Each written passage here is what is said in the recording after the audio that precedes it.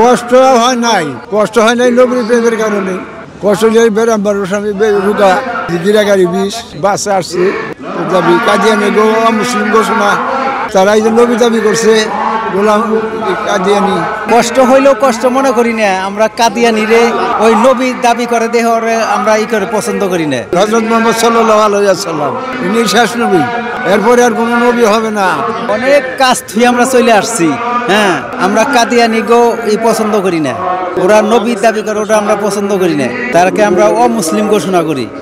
আমরা হযরত মুহাম্মদ সাল্লাল্লাহু আলাইহি সাল্লামকে শেষ নবী হিসাবে মানি, তারপরে কোনো নবী নাই, তিনি খাতামুন নবীন।